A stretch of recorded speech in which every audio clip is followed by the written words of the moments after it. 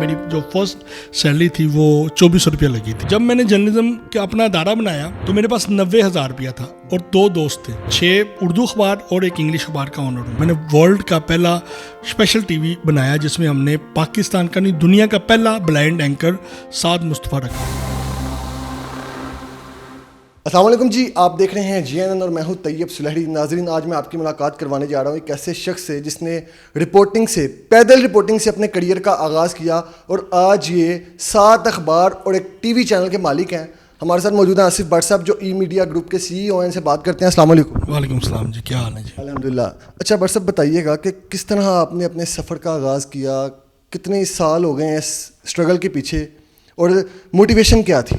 جی بالکل، 99 میں نے اپنی جرنلزم کا آغاز کیا اور میں اس وقت کیونکہ ہم اپنے آبائی علاقہ جو تھا شاد باغ بھگت پورے میں وہاں پہ رہتا تھا، تو وہاں سے ہم کیونکہ کچھ فیملی لیٹیگیشن ایسے بن گئے، کچھ کاروباری حالات والد صاحب کے اتنے بن گئے، تو مجھے وہاں سے پیدل سفر کر کے کریم بلاک 36 کمرشل زون روزنامہ صحافت کا دفتر ہوتا تھا، وہاں پہ انٹرنشپ کے لیے میں آتا تھا.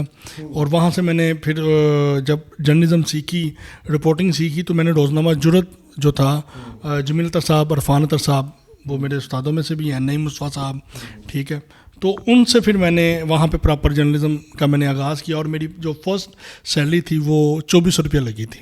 2400 روپے سیلری سے آغاز کیا. پیدل آپ چل کے آفس جایا کرتے تھے. کیا کیا مشکلات آئیں؟ کتنا عرصہ یہ سارا اسٹرگل کا فیز رہا اور پھر کس طرح سے آپ نے کامیابیاں حاصل کی؟ جی سب سے پہلے تو کچھ دوستوں نے بڑی ہیلپ آؤٹ کی، جیسے کہ سٹی کی بیٹ میں راجہ محبوب صاحب تھے، میرے استاد تھے، ٹھیک ہے، اور انہوں نے مجھے بڑی جرنلزم کے حوالے سے جو انفارمیشن ہوتی تھی، جو سٹوریز ہوتی تھیں، وہ ان سے پوچھتا تھا. پھر میں نے LDA کی مختلف ڈپارٹمنٹس کی خود بیٹ کی، تو وہاں پہ کم لوگ جاتے تھے بیٹ کے حوالے سے، تو میرا وہاں پہ چیک لگا ایک، اور میں نے جب وہ جرنلزم شروع کی تو ایک نام بننا شروع ہو گیا آہستہ آہستہ، کیونکہ اس کی LD کی بیٹ کی، PHA کی، واسا کی بیٹ رپورٹنگ بہت کم لوگ کرتے تھے، تو وہ آہستہ آہستہ ایک مقام میں ایک نام بنتا رہا. ہم نے پازیٹیولی ڈپارٹمنٹس کی، پولیسز کے حوالے سے ہم نے خبریں کی، رپورٹنگ کی، تو اللہ تعالیٰ نے ایک نام بنایا. پھر میں نے سوچا کہ کیوں نہ ایک نئے طرز کی رپورٹنگ کریں، منفرد رپورٹنگ کریں. تو میں نے آہستہ آہستہ اپنا جو تھا جرنلزم کا وہ ہم الیکٹرانک میڈیا میں ہم نے کنورٹ کیا. نیوز پیپر سے آپ نے آغاز کیا، آپ نے یہی کام کیوں چنا؟ صحافت ہی کیوں؟ دیکھیں جی، آپ کسی بھی پروفیشن میں جاتے ہیں پاکستان میں یا کسی بھی دنیا میں چلے جائیں، تو آپ کی جو لائف ہے وہ 40 50 60 70 حد 80 چل جائے، اس کے اوپر بونس ہی ہے.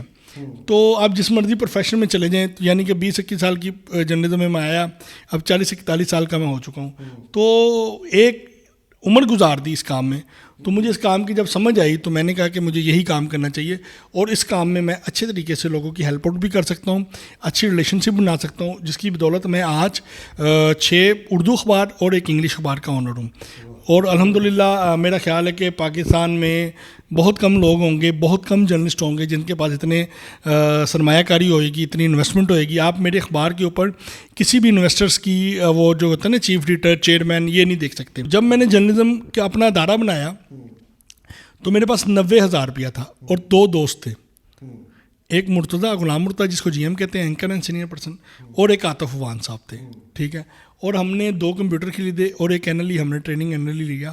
اس کے بعد اب الحمدللہ میرے پاکستان کے 13 شہروں میں اپنے دفاتر ہیں، ٹھیک ہے، اور ہر شہر میں میرا سب سے بڑا اسٹاف لاہور میں ہے، اس کے بعد ملتان میں ہے، اس کے بعد اسلام آباد میں ہے، اس کے بعد کراچی میں ہے، اسی کے ساتھ ساتھ رحیم یار خان میں ہے، اس کے ساتھ باغ، کوئٹہ، پشاور، گلگت میں اس وقت ایمرا کے ای میڈیا گروپ کے دفاتر موجود ہیں. اخبار بیچنے سے اخبار کے مالک بن گئے. اخبار کے مالک بن گئے، ٹھیک ہے. اور میں نے حقری بھی کی، اور جب میں صبح کے ٹائم میں اخبار بیچتا تھا، اور سیکنڈ ٹائم میں گورنمنٹ ہائی اسکول مکھن پورہ شاد باغ، جس کو موٹے کا اسکول کہا جاتا ہے، وہاں پڑھتا تھا. دوست بھی وہی رہے، چیزیں بھی وہی رہیں.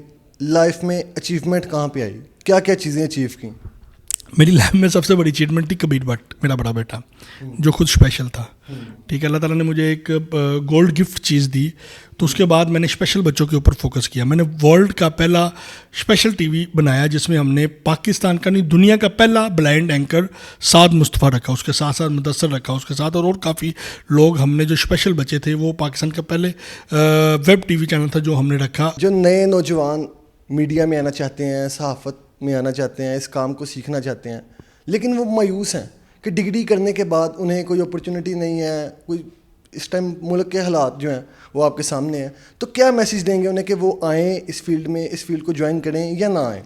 سبجیکٹ ٹو آصف بٹ, کہ وہ آصف بٹ کے سبجیکٹ کو سمجھیں, اس کے انسٹیٹیوٹ کو سمجھیں, اس کے کام کو سمجھیں, اس کے ویژن کو سمجھیں, آگے آئیں. دیکھیں اس کے لیے یہ بہت بہترین ایک انڈسٹری ہے میڈیا انڈسٹری. اس کو میڈیا انڈسٹری کے طور پہ لیں, اس کو کاروبار کے طور پہ نہ لیں, اس کو اختیارات کے طور پہ نہ لیں, ٹھیک ہے, اس کو کمائی کا ذریعہ نہ لیں. اگر آپ پروفیشنلزم کے ایک عمل صافی بننا چاہتے ہیں تو پھر آپ کی لانگ ٹائم آپ کو چلنا پڑے گا. یہ نہیں ہوتا کہ آج میں اینکر, آج جاتے ساری میں اینکر بن جاؤں گا, ٹھیک ہے, اور حامد میر بن جاؤں گا, یا کاشف عباسی بن جاؤں گا, یا کرار الحسن بن جاؤں گا, یا آتے ساری معصبر بن جاؤں گا. تو یہ ممکن نہیں ہے. اس کے لیے بڑی تگ و دود کرنی پڑتی ہے, مشکلات. لمبا سفر. 100 روپے کے چنے میں صبح خریدتا تھا سارا دن, تو وہ سارا دن میری دونوں جیبوں میں ہوتے تھے, تو ان کو کھا کے اور پانی پی کے گزارا کرتا تھا. یہ میرے لائف سٹائل تھا. اب میں دنیا کے سب سے مہنگے ترین ہوٹلوں میں کھانا کھا چکا ہوں, لیکن آج بھی مجھے جو وہ کہتے ہیں نا کہ جٹے کے چنوں کا جو مزہ, جٹے کی دال اور جو وہ چکر چنے ہیں نا, آج بھی میری فیوریٹ ڈش وہی ہیں. یہ تھے محمد آصف بٹ صاحب. آپ نے ان کی گفتگو ملاحظہ کی. مزید ایسی موٹیویشنل ویڈیوز دیکھنے کے لیے دیکھتے رہیے GNN. اسی کے ساتھ اپنے میزبان کو دیجیے اجازت. اللہ نگہبان.